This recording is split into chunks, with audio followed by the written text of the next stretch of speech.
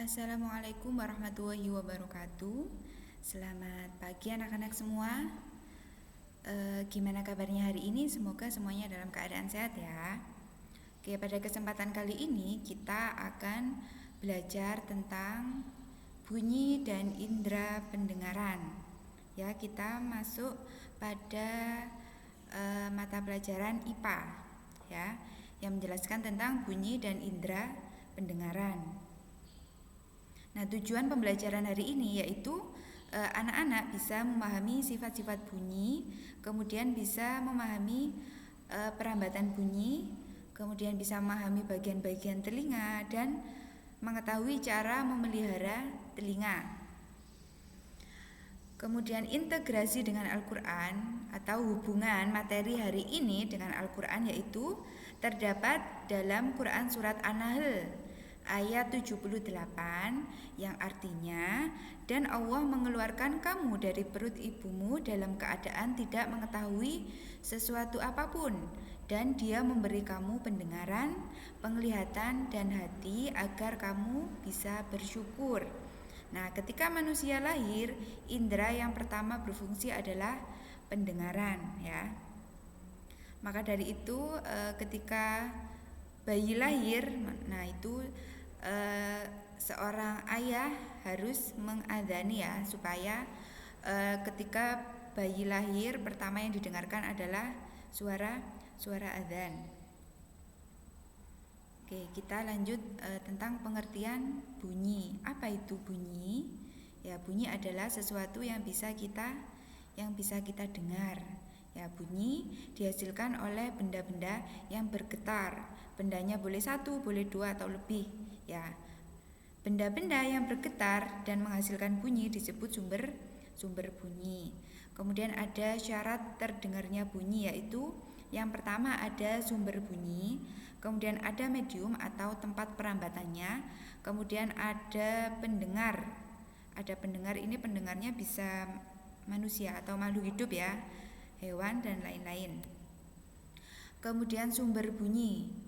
Nah, benda-benda bergetar dan menghasilkan bunyi disebut sumber bunyi. Ini perlu digarisbawahi ya.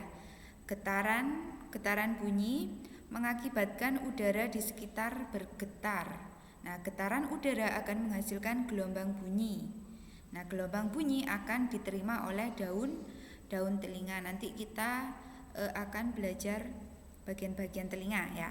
Kemudian contoh sumber bunyi orang berbicara. Nah, sekarang ini kalian pasti sedang mendengarkan.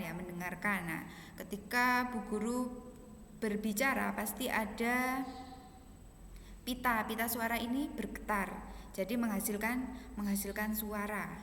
Kemudian meja dipukul ya, menghasilkan suara. Kemudian memainkan alat musik. Oke, berbicara mengenai alat musik, ini ada beberapa alat musik yang dapat menghasilkan bunyi dengan dipukul. Ya, ini ada tifa, ada gong, kemudian ada drums. Kemudian ada juga yang ditiup. Ya, ada seruling, ada trompet, dan ada klarinetnya Squidward. Ya, ini bisa kalian kembangkan sendiri. Ya, di sini hanya contohnya saja. Kemudian ada yang digesek. Yang digesek ada double bass, kemudian ada violin, kemudian ada biola, ada rebab, dan lain sebagainya.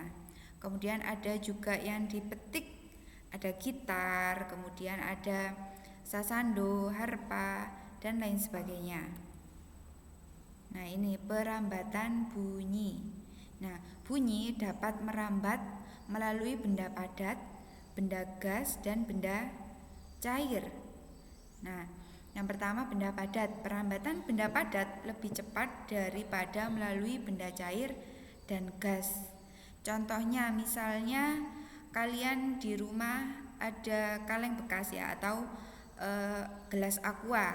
Nah, itu kalian kaitkan dengan tali atau ya dengan tali, kemudian seperti orang telepon-teleponan itu ya. Nah, itu walaupun kita berbicara di dalam kaleng tersebut, kita bisa mendengarkan dengan jelas ya. Kemudian yang kedua, benda cair. Perambatan bunyi melalui air kurang baik dibanding melalui udara. Seperti contoh kalian ini membunyikan batu di dalam air ya. Dua batu kemudian kalian bunyikan di dalam air, pasti suaranya tidak sebagus ketika ada di udara ya. Kemudian yang ketiga, benda gas. Benda gas ini berarti yang di udara ini ya. Nah, perambatan bunyi melalui udara akan merambat ke segala penjuru dan terdengar dari berbagai arah. Sebagai contoh, ketika orang atau manusia sedang membunyikan lonceng, ya, membunyikan lonceng klinting klinting klinting. Lah itu ketika membunyikan lonceng maka akan terdengar ke seluruh penjuru, bisa 1 meter sampai 2 meter ya kalau misalnya suaranya lebih keras. Nah, perlu digarisbawahi ini ya, bunyi tidak dapat merambat melalui ruang hampa. Nah, ruang hampa ini kayak gimana sih Bu? Ruang hampa ini berarti ruang yang tidak ada udaranya. Emang ada di bumi yang tidak ada udaranya? Ya, yang ada ini berada di luar angkasa ya. Di luar angkasa ini tidak ada udara. Tidak ada udara. Ya, maka dari itu tidak bisa terdengar suara. Ketika kita bicara di luar angkasa tidak akan terdengar karena di sana tidak ada udaranya. Nah, ini, apakah manusia dapat mendengar semua bunyi? Jawabannya tidak ya. Tidak semua manusia bisa mendengar bunyi. Nah, ini frekuensi bunyi ya ada 3, ada infrasonik, ada audiosonik dan ada ultrasonik. Nah, infrasonik ini kurang dari 20 Hz. Nah, ini suaranya sangat kecil sekali. Nah, sangat kecil sekali, maka dari itu yang bisa mendengar hanya anjing, serangga dan jangkrik saja yang bisa mendengar suara yang kecil sekali. Kemudian audiosonik ini gelombangnya antara 20 Hz sampai 20.000 Hz, ini bisa didengarkan oleh manusia. Kemudian ada ultrasonik yaitu melebihi 20.000 Hz. Berarti suaranya sangat melengking sekali. Ya. Yang bisa mendengar hanya kelelawar dan lumba-lumba. Ya. Kemudian ini adalah indera pendengar. Indera pendengar yaitu telinga. Nah, selain telinga ini, selain sebagai indera pendengar, telinga juga sebagai alat keseimbangan, ya, sebagai alat keseimbangan bagi manusia. Nah, ini bagian-bagian telinga ini ada 3, dibagi menjadi 3 ya. Ada telinga luar, ya, ada telinga tengah dan ada telinga dalam. Ya, telinga luar terdiri dari apa saja? Yaitu ini bisa kita lihat terdiri dari daun telinga dan liang telinga atau saluran telinga luar. Nah, daun telinga ini fungsinya untuk apa? Untuk menangkap gelombang yang ada di luar. Nah, ini fungsinya untuk menangkap gelombang, ya. Kemudian setelah ditangkap oleh daun telinga, masuk ke saluran telinga luar atau liang telinga. Nah, ini berfungsi untuk menyalurkan ke dalam gendang telinga. Dari daun telinga menangkap gelombangnya dari daun telinga diteruskan ke gendang telinga. Nah, bisa kita lihat gendang telinga. Nah, ini gendang telinga ini sangat tipis sekali nak ya. Jadi kita harus bisa menjaga gendang telinga. Dengan cara gimana cara menjaganya? Kita tidak boleh mendengarkan suara yang keras-keras sekali ya. Atau sering menggunakan headset, itu bisa merusak gendang telinga. Ya, fungsinya gendang telinga apa? Ya, fungsinya gendang telinga ini adalah untuk meneruskan ke tulang-tulang pendengaran. Nah, ini tulang-tulang pendengaran ini ada 3 ya. bisa kalian lihat ada tulang martil, ada tulang landasan, dan ada tulang sanggurdi ya. Ada 3 tulang pendengaran.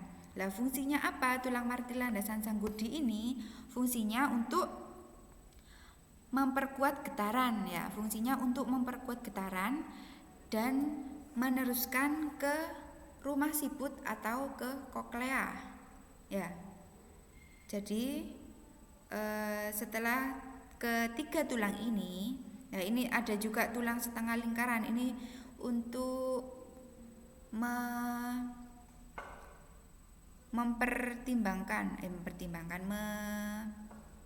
menyeimbangkan ya, untuk menyeimbangkan pendengaran. Nah, setelah itu dilanjutkan ke rumah siput. Nah, bentuknya seperti siput ya, atau disebut juga koklea atau rumah siput. Setelah di rumah siput, gelombang tersebut akan disalurkan ke saraf otak, kemudian baru bisa terdengar oleh kita. Ya, kemudian di sini juga ada saluran Eustachius. Nah, ini menghubungkan ke faring ya, Nah, prosesnya lumayan panjang ya, ini lumayan panjang, tapi kuasanya Allah. Nah, ketika kita mendengar suara langsung terdengar kan ya, langsung terdengar, otak langsung mengisyaratkan. Misalnya menulis, ayo kita menulis, berarti otak sudah mendengar, berarti kita langsung menulis. Berarti kecepatannya sangat hebat sekali ya, kuasanya Allah, perlu kita syukuri. Nah, ini bagaimana kita bisa mendengar. Nah, tadi sudah dijelaskan ya, ini mekanisme kerja telinga. Dari gelombang bunyi kemudian ditangkap oleh daun telinga, kemudian masuk ke lubang dan saluran telinga, kemudian ke gendang telinga, kemudian ke tulang-tulang pendengaran tadi ya, ada 3, sama tulang setengah lingkaran tadi, kemudian masuk ke rumah siput atau yang disebut koklea, kemudian masuk ke saraf pendengaran, kemudian otak ya, otak menerima, kemudian baru bunyi terdengar. Nah, ini ada beberapa gangguan pada telinga ya, ada otosklerosis, ada otitis media, dan ada kolesteatoma. Ya, di otosklerosis ini kelainan pada tulang pendengaran bagian tengah. Tulang tersebut tumbuh secara berlebihan sehingga penghantar suara terganggu. Akibatnya bisa menyebabkan ketulian. Ya, ketulian ini berarti kurang bisa mendengar ya. Kemudian ada juga otitis media, yaitu infeksi pada telinga bagian tengah. Penyebabnya adalah kuman sehingga terbentuk nanah pada rongga telinga. Oleh karena itu, kalian harus menjaga kebersihan telinga kalian. Kemudian ada juga kolesteatoma, yaitu gangguan pada telinga ini disebabkan oleh pertumbuhan jaringan kulit yang tidak normal di dekat gendang telinga. Nah, pertumbuhan jaringan kulit ini dapat mengakibatkan jaringan dan tulang di sekitar telinga tengah mengalami kerusakan sehingga fungsi telinga terganggu. Ini hampir mirip dengan otosklerosis ya. Ada kelainan di pendengaran bagian tengah, di telinga bagian tengah. Nah, ini bagaimana cara kita merawat telinga? Nah, ini yang pertama, bersihkan telinga dengan benda halus ya, misalnya kapas, bisa dibersihkan dengan kapas. Kemudian yang kedua, jangan membersihkan telinga dengan alat yang bisa menusuk atau benda yang tajam seperti peniti, lidi, atau batang korek api ya, jangan sekali-kali. Kemudian yang ketiga, jangan coba memasukkan benda ke dalam telinga, misalnya beras, biji kacang hijau, atau air. Nah, jangan sekali-kali, jangan coba-coba. Labu misalnya kemasukan air gimana? Misalnya kalian keramas ya, biasanya keramas pasti kemasukan air ya, biasanya tanpa sengaja. Nah, itu bagaimana? Berarti agak dimiringkan ya, misalnya yang sebelah kanan kemasukan air, berarti kalian gini sambil mencak-mencak biasanya ya, supaya airnya jatuh ya. Kemudian yang keempat, hindari suara yang bising karena kebisingan tinggi yang terjadi dalam waktu lama bisa merusak telinga. Misalnya terjadi tuli. Ya, tuli berarti kurang bisa mendengar. Seperti ya, misalnya ada sound system yang keras sekali, kita sebisa mungkin untuk menghindarinya karena kalau lama-lama kita terdengar suara bising maka agak lama kelamaan pasti tidak akan terdengar. Atau sering menggunakan headset dalam jangka waktu yang lama itu juga akan menyebabkan bisa tuli ya. Kemudian yang kelima, jika terasa sakit segera periksa ke dokter ya. Nah, itu tadi materi hari ini. Nah, tugasnya sekarang supaya kalian lebih paham, nah ini sebutkan dan jelaskan bagian-bagian telinga yang ditunjuk pada gambar di bawah ini. Oke, tadi sudah dijelaskan sama Bu Guru ya. Ini ada bagian-bagian telinga. Nah, ini apa? Nomor 4 ini apa tadi? Yang kelima ini apa? Yang nomor 1 ini apa? Nah, kalian tulis di buku tulis ya. Kalian tulis di buku tulis apa, misalnya nomor 1 ini tulang apa namanya, kemudian fungsinya apa ya. Nomor 2 apa? Bagian dari telinga ini bagian apa, kemudian fungsinya untuk apa, dan seterusnya. Ya, kemudian dikirim di Google Classroom. Oke, sekian untuk pembelajaran hari ini. Kurang lebihnya Bu Guru mohon maaf. Semoga bisa bermanfaat ya. Jika kurang jelas bisa dipahami lagi, bisa diputar lagi videonya, bisa dipahami lagi. Atau kalau misal kurang paham lagi bisa tanya ke guru pengampunya masing-masing ya. Sekian dari saya,